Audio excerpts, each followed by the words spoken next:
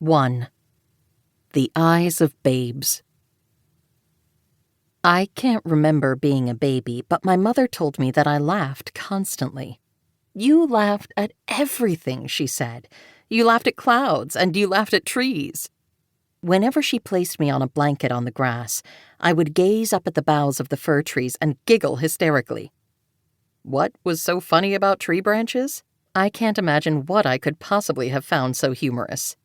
It occurs to me that I could have been laughing at something or someone that my mother couldn't see.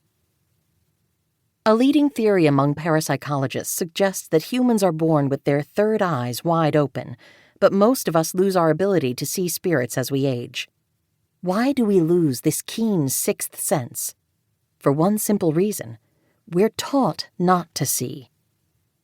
In our American culture, few adults accept the idea that spirits are around us and that children can see them.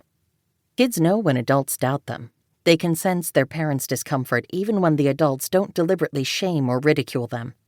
Kids want to please their parents, so little by little, their third eyes droop until they are so tightly shut that they can no longer see beyond this world.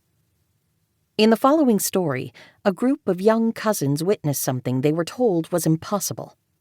Decades have passed since the frightening episode, and the children who experienced it are now middle-aged, but they remember it clearly. And when they compare notes, they realize they did not imagine the madman they encountered in their grandparents' attic. Madman in the Attic. When most people remember time spent at their grandparents' homes, their memories are pleasant. Some folks think of fresh-baked cookies, and others smile as they reminisce about Grandma's prize-winning tomatoes or the wonderful stories their grandpa told. And almost everyone remembers feeling safe. When Marilyn Covarrubias thinks of her grandparents' house, however, she remembers the scariest moment of her life.